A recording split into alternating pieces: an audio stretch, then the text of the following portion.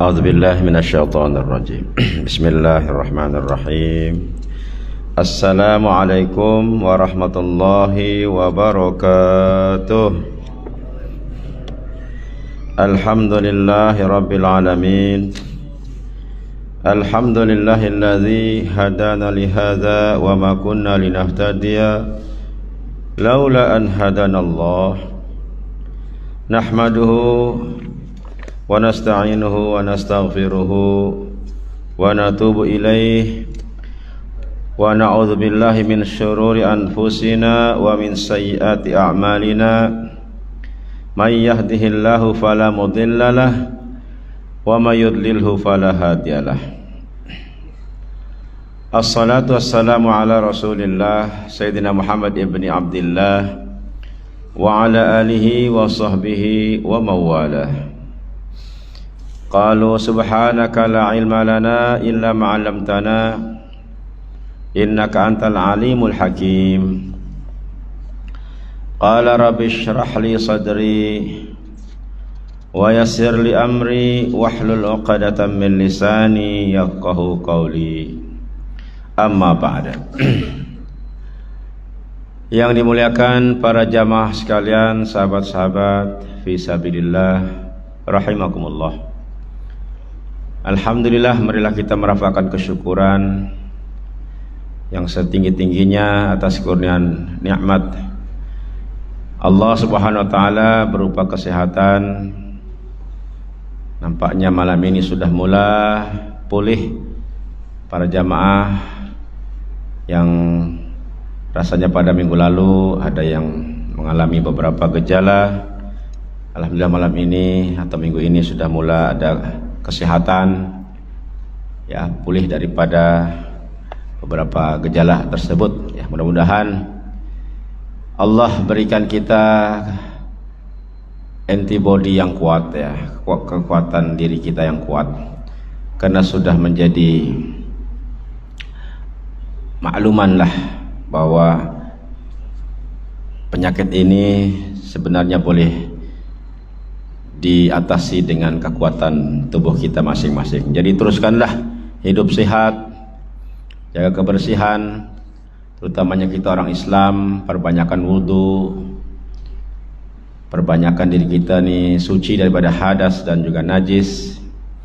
Selain juga menjaga pemakanan, memilih makanan yang seimbang, bukan hanya untuk mengenyangkan semata-mata, tapi perlu keseimbangan, ya, antara karbohidrat, protein, vitamin dan sebagainya.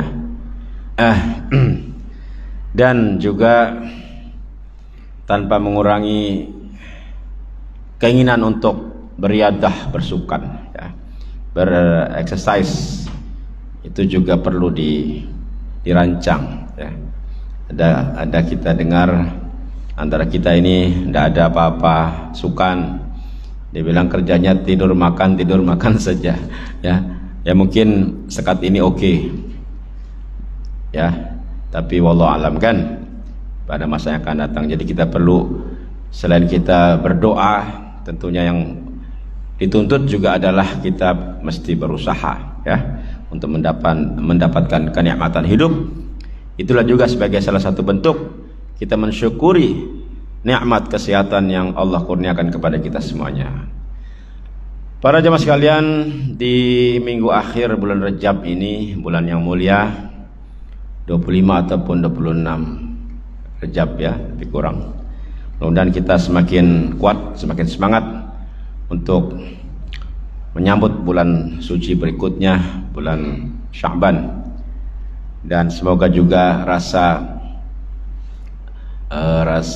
teruja, ya, kita semuanya untuk menantikan saat-saat hadirnya bulan suci Ramadan al-Mubarak. Mudah-mudahan tempat kita ini tidak berlaku fitnah, ya, fitnah yang berlaku di masjid seperti yang kita saksikan para jamaah di masjid tertentu yang tidak boleh masuk, ya, sholat Jumat dihadkan kembali lagi, sehingga ada antaranya jemaah yang di luar pagar, sholat di luar, kasihan.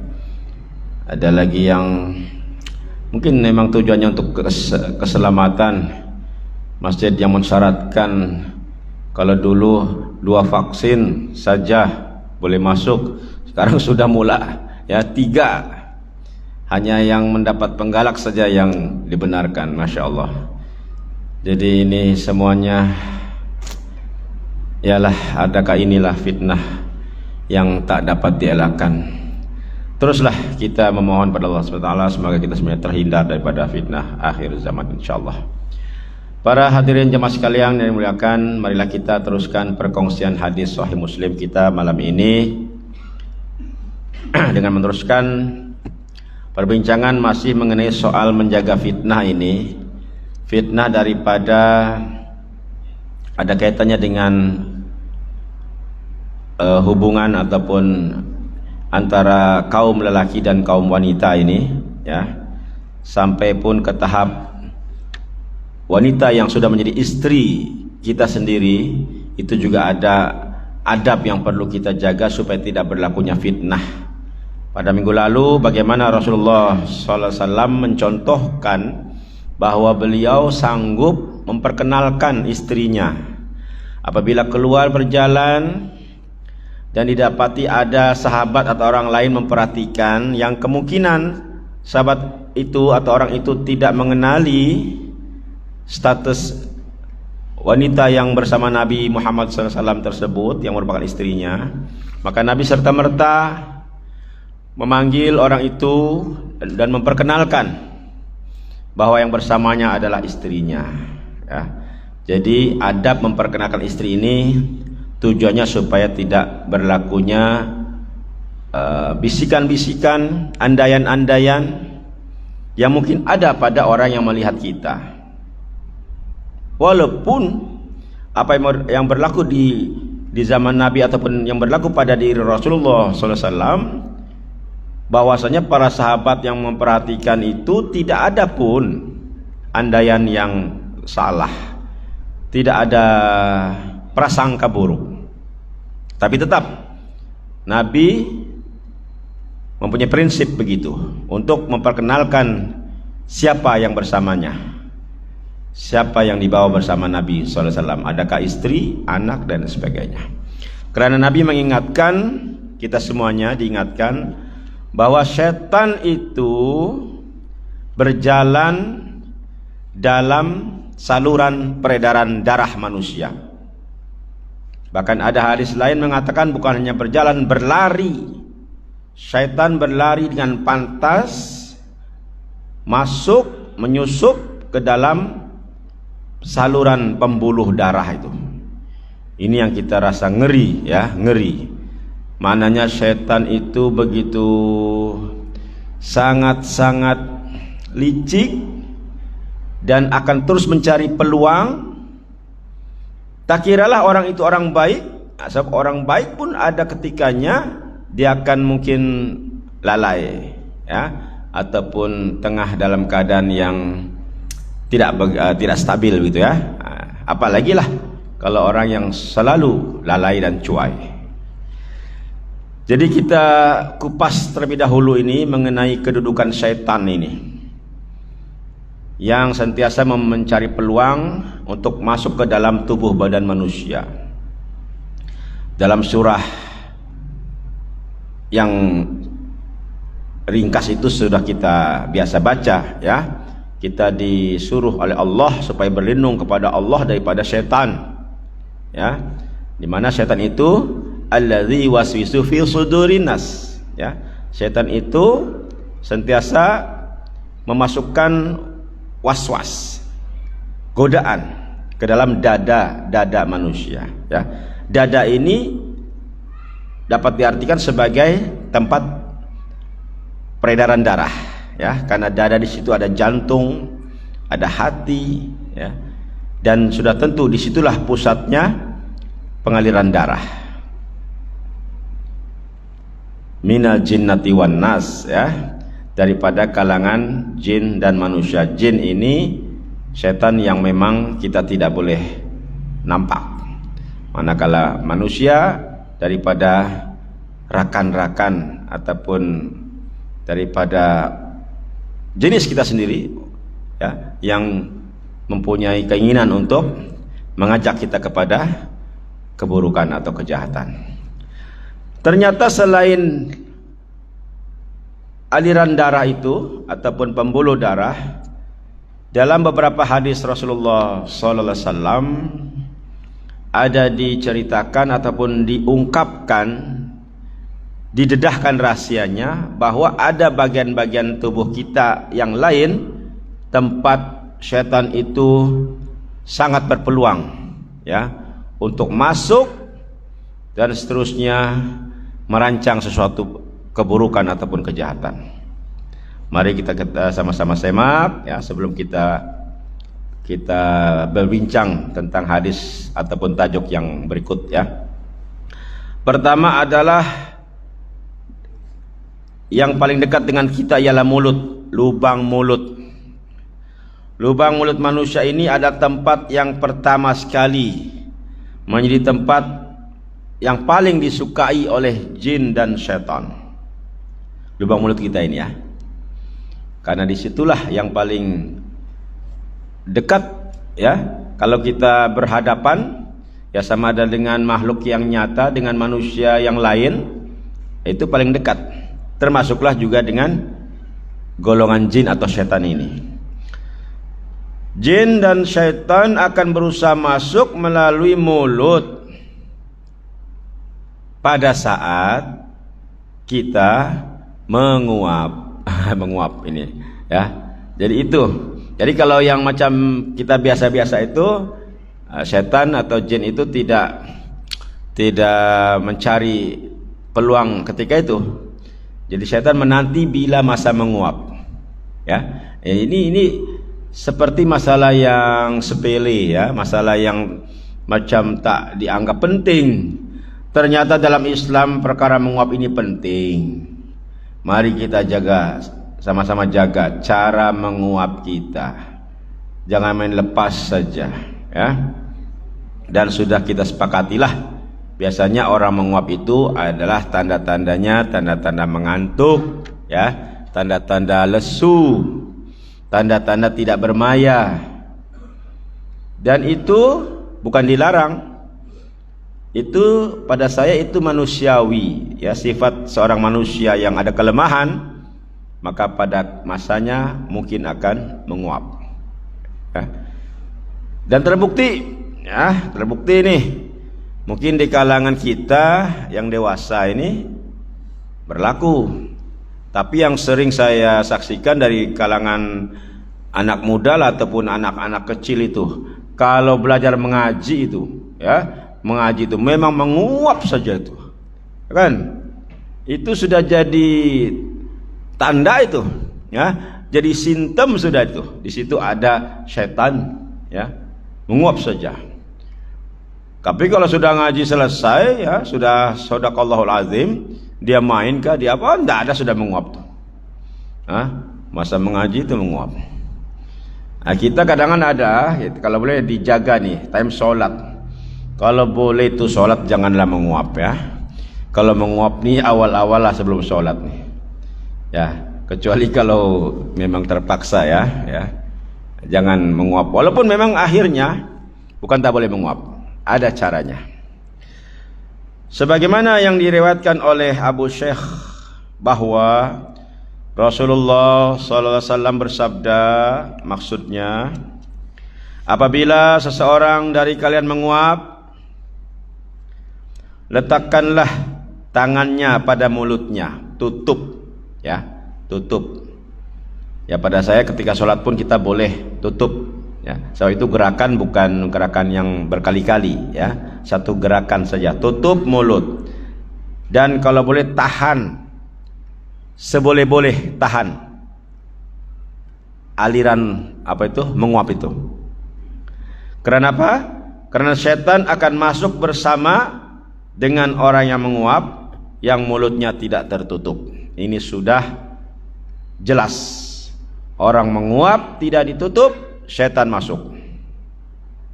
Tapi orang menguap mulutnya ditutup, setan tak boleh masuk, ya. Jadi ini perkara yang kecil saja, ya. Tapi kita kadang-kadang tidak berapa memperhatikan. Seolah-olah kita mau pula setan itu masuk. Ya, kalau yang kita tidak mau menutup mulut, seolah-olah waktu menguap dia macam memanggil setan, masuklah, masuklah setan, masuklah, masuklah, kan begitu. Nah, padahal setan kalau sudah masuk ke dalam tubuh badan, disitulah dia ada kekuatan ya untuk menggoda, membisikkan. Ya, itulah akhirnya kalau dia sedang dengar kuliah, mungkin ada sekarang ngantuk, ya, sudah menguap sekali, menguap lagi, ya, boleh jadi begitu. Ini hadisnya sahih ya. Hadis ini diriwayatkan oleh Imam Muslim juga. Jadi selain peredaran darah tadi itu, mari kita jaga mulut kita ketika menguap, ya, kita tahan dengan cara menutup mulut itu dengan tangan kita, ya, supaya setan tidak berpeluang untuk masuk ke dalam tubuh badan kita. Seterusnya, apalagi yang kedua, semuanya ada 7. Yang kedua adalah ada pada bagian tangan kita, yaitu di bawah kuku manusia, di bawah kuku kita ini ya. Maka dalam Islam ya sudah menjadi sunnah juga, yaitu dianjurkan, digalakkan untuk memotong kuku yang panjang, ya. Dan memotong kuku yang panjang ini selain untuk kesehatan, ya, memang ini diakui juga baik untuk kesehatan, ya. Tetapi ternyata itulah Islam sudah awal-awal lagi. Kaidah begini sudah awal lagi disyariatkan, disunnahkan. Memang hebat Islam ini. Sampai perkara kuku pun sudah disebut, karena jin dan setan juga akan mengikat manusia melalui ujung kuku-kuku yang panjang, mengikat. So itu di luar. Kalau mulut kan masuk. Kalau di bawah kuku berarti diikatlah tangan itu. Tangan yang kukunya panjang, setan mengikat tangan itu. Artinya setan akan menggoda, akan mengajak manusia itu dengan tangannya untuk melakukan kejahatan, keburukan. Jadi terus teranglah nih ya, yang memelihara kuku yang panjang lah kan. Nah, mungkin kalau ada tujuan tertentu, bukan panjang lah, hanya sedikit saja, mungkin dia senang untuk cabut paku tekan ke contoh lah tuh kan. Nah, itu ya itu boleh disesuaikan lah.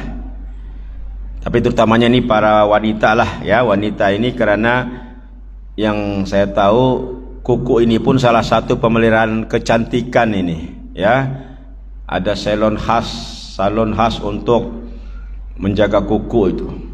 Banyakan wanita itu memang kukunya bagi mereka kalau pendek tidak lawak lah ya.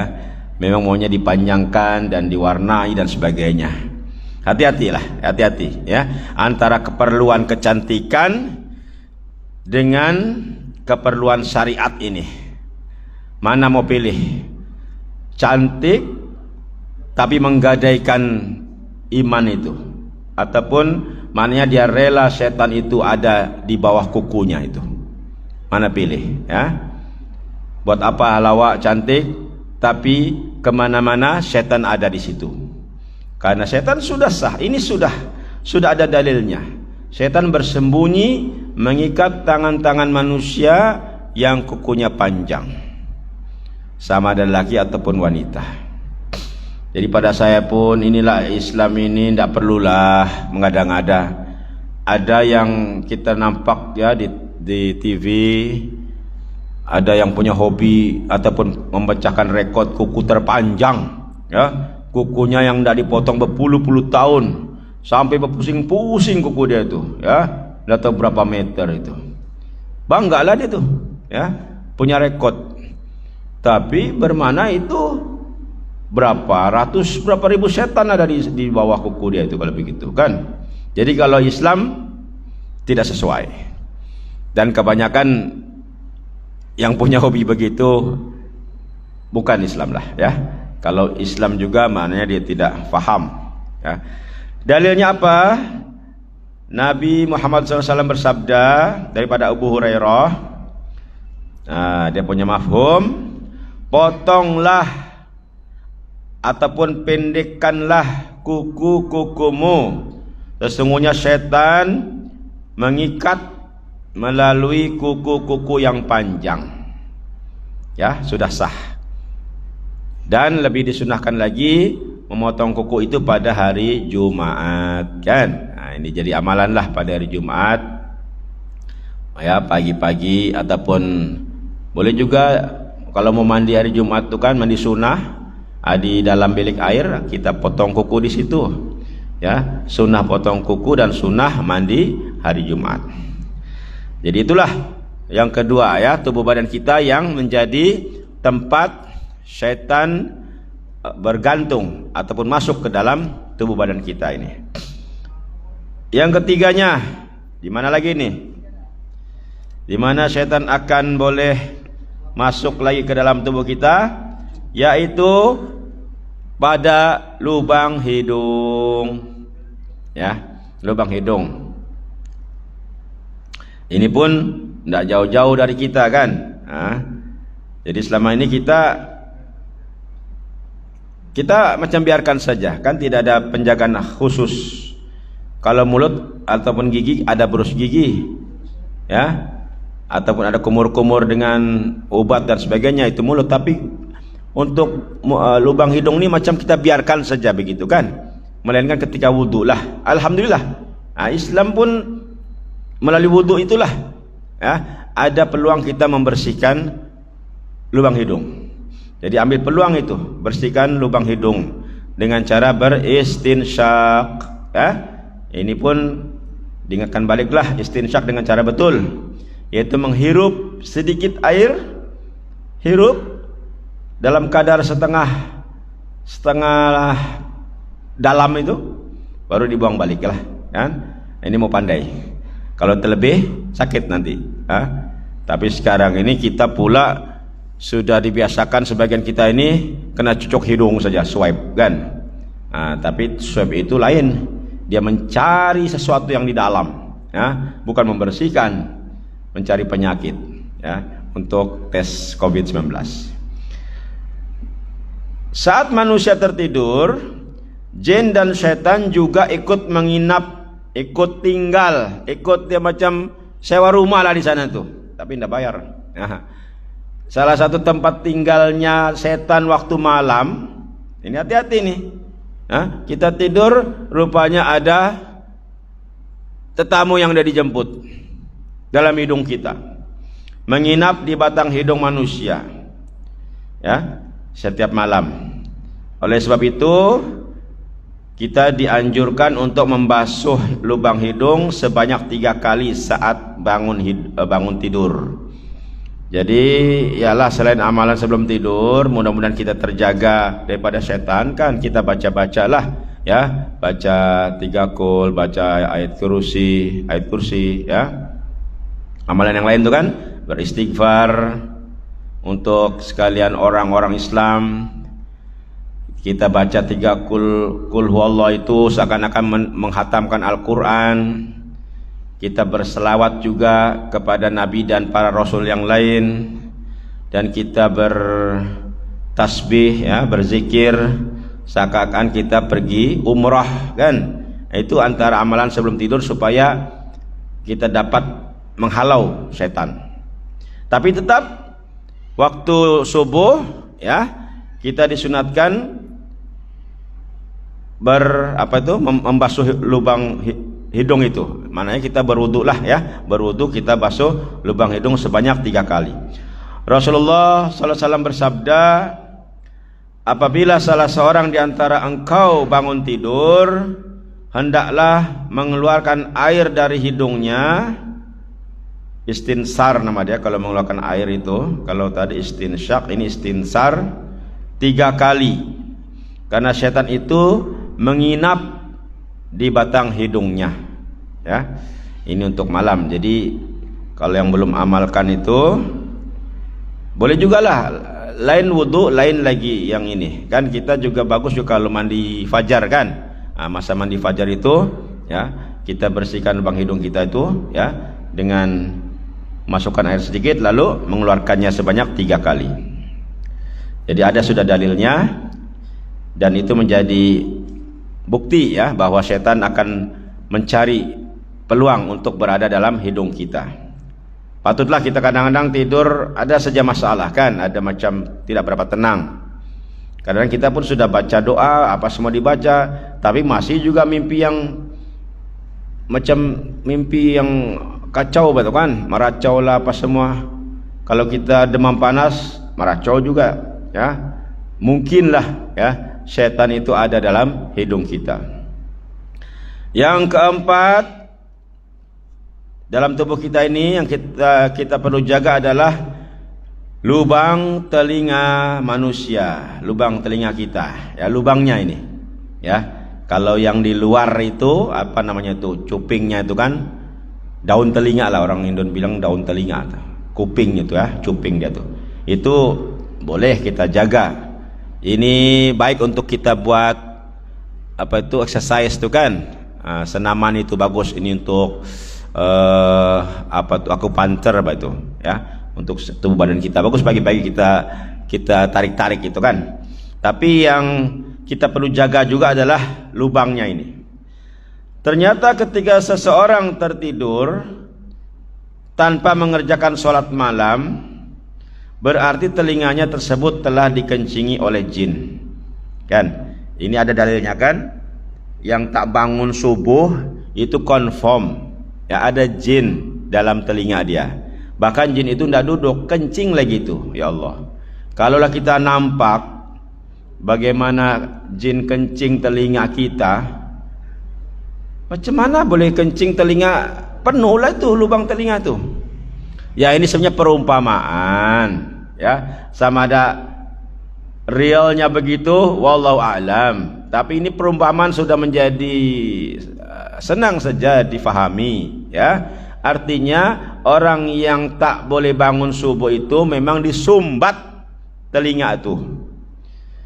Padahal subuh ini sebenarnya ada kebisingan sudah. Ayam berkokok, walaupun tidak piara ayam, tapi mungkin adalah ayam jiran-jiran. Kebetulan saya piara ayam, alhamdulillah. Ayam saya itu bukan hanya subuh, jam-jam 1 pun bising. Kadang-kadang begadul jam 1. Kita pun terbangun juga, alhamdulillah. Mananya telinga masih tidak disumbat lagi tuh, ya. Ada suara bising itu kan. Kalau yang dekat jalan raya itu ada sudah orang berkendaraan, dengar juga bunyi dia tuh kan. Dan yang paling utama dengar suara azan, kan. Tapi kalau suara azan pun tidak dipeduli, dengar-dengar juga lah, tapi sayup-sayup, tidak direspon. Artinya tidak juga mau bangun dengan laungan azan itu. Nah, itulah confirm, ya, telinganya sedang dikencingi oleh jin. Maka dari itu, ialah saya pribadi, kalau boleh yang masjid ini dipastikan suara speaker itu sampai, ya. Ya, kalau bolehlah, mesti ada kajian-kajian sampai di mana speaker ini sebetulnya. Jadi pada saya jangan biar begitu saja. Selama ini bunyi juga, tapi bunyi kemana? Kalau boleh jangan jadi alasan saya tidak dengar suara azan, ya. Jadi mesti ada maintenance. Kadang-kadang 4 speaker, mungkin ada 1 mati, tidak perasan 1 itu mati, kan, short. Jadi akhirnya di bagian tertentu tidak sampai azan. Alhamdulillah di negara ini kerajaan alhamdulillah masih spotting, masih faham perlunya azan itu sebagai syiar itu diperkuatkan. Duka cita di negara jiran sekarang heboh. Tiba-tiba Menteri Agama menetapkan volume speaker azan macam ini. Tidak boleh kuat, takut ada mengganggu. Masya Allah, kami pun heran. Tiba-tiba timbul, diatur supaya tidak terlampau kuat, ya. Ini berlaku di negara mayoriti Muslim. dan menteri agamanya memang sudah awal-awal cakap, saya bukan menteri agama Islam, saya menteri semua agama. Oh begitu, menteri semua agama. Apa maknanya negara mayoritas Islam, tapi menteri agamanya dia tidak mengakui sebagai menteri agama Islam, menteri semua agama. Jadi keluhan daripada agama lain tentang azan yang katanya mengganggu itu diterima, akhirnya ditetapkan peraturan sedemikian. Ya, mudah-mudahan ini semuanya akan kecundang lah, akan gagal usaha-usaha untuk memadam syiar Islam ini. Ya, jadi kalau begitu yang di sini yang belum ada larangan, perkuatkanlah suara azan itu.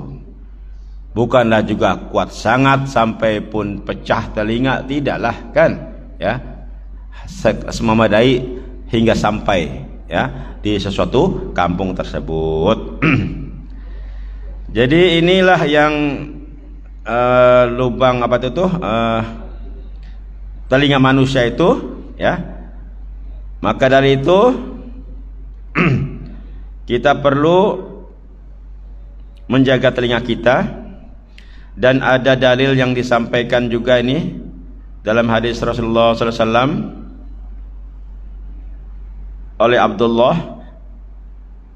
Ada seorang lelaki yang selalu tidur sampai pagi tanpa sholat malam, tanpa juga sholat subuh. Apa Nabi bersabda, apa Nabi komen? Setan itu telah kencing di telinganya. Ya, jadi mari kita ajaklah anak-anak kita, ya, supaya bangun tidur, kita bangunkan. Kita jangan ada rasa kasihan, ya, ini yang pemikiran salah. Kasihan anak tengah nyenyak, sedang nyenyak, dibangunkan. Justru kita kasihan kalau rumah itu rumah yang tak ada sholat subuh, bangunnya semua jam 7 atau jam 6 tapi tak sempat sholat subuh. Kasihan ya Allah. Ada masjid pun tak pergi. Tapi aktiviti yang lain, aktiviti dunia aktif sangat. Usukan aktif sangat, ya. Jadi ini kita perlu naikkan martabat kehormatan kita. Ya. Untuk soal telinga pun kita tidak boleh jaga. Kita mau pula dikencingi oleh setan setiap pagi, setiap malam. Karena kita tidak boleh menunaikan sholat, ya. Jadi betul, orang yang tidak tunaikan sholat, terutamanya malam, isya ataupun subuh, ya, karena tertidur, itu bermakna setan sudah berjaya menyumbat telinganya itu dengan air kencingnya. Seterusnya, tubuh bagian yang kelima yang sudah disebutkan dalam kitab kita ini, yaitu urat darah manusia. Urat darah manusia, saluran darah. Jin dan setan dapat menyusup melalui aliran darah. Kemudian dari aliran darah itulah jin dan setan berusaha memperdaya manusia. Ya. Hadisnya sudah kita kongsikan, ya. Nabi SAW bersabda, "Inna syaitana yajri ala mablaghi dam ataupun mamarid dam." Sesungguhnya setan itu berjalan dalam tubuh anak Adam melalui peredaran darah dalam tubuh manusia. Riwayat Muslim. Yang keenam yaitu lubang pusat kita, lubang pusat. Tapi pusat itu kan walaupun lubang dia tertutup, tapi asalnya memang lubang kan. Itu juga kena perhatikan karena lubang pusat adalah tempat yang kotor. Sebab tidak banyak orang yang membersihkannya. Kita ini kadang-kadang tidak peduli pusat kita kan. Jadi dianjurkan untuk dibersihkan, tapi hati-hati. Membersihkan pusat itu berbeza dengan membersihkan yang lain-lain. Ya, bukan main korek-korek saja. Nah, cukup dilap saja sikit-sikit, ya. Jangan langsung tidak dipeduli. Karena kalau dianya kotor, maka setan akan menjadi belanggan di situ untuk menyusup dan menggoda manusia. Yang terakhir adalah lubang kemaluan manusia, ya. Lubang kemaluan manusia ini memang setan paling suka karena ianya paling kotor dan sudah terbukti, ya, Perbuatan zina itu kenapa dilakukan oleh manusia? Karena lubang kemaluan itu sudah digoda, dan minta maaf mereka tergoda dengan kenikmatan zina itu, ya. Ada yang mengatakan zina itu lebih nikmat daripada pernikahan, ya. Itulah karena setan sudah selalu berada dalam lubang kemaluan manusia tersebut. Oleh itu kita kena menjaganya. Kalau kita buang air kecil, pastikan dicuci. Anak kecil kita ajar, jangan biasakan kencing buka zip saja, pancut tutup balik. Bermakna dari kecil sudah tidak diajar bersih, akhirnya setan pun akan terbiasa. Dan kita pun buang air besar, pastikan dengan air bersihkan, bukan dengan tisu seperti kaum lain. Karena setan akhirnya akan mencari peluang apabila kotor untuk berada dalam lubang kemaluan manusia, ya. Inilah saja yang dapat dikongsikan pada malam ini, untuk kita saling menjaga supaya tubuh kita ini insyaallah, ya, terselamat daripada gangguan syaitan, laknatullah. Wallahu a'lam bissawab. Allahumma amin ya Allah.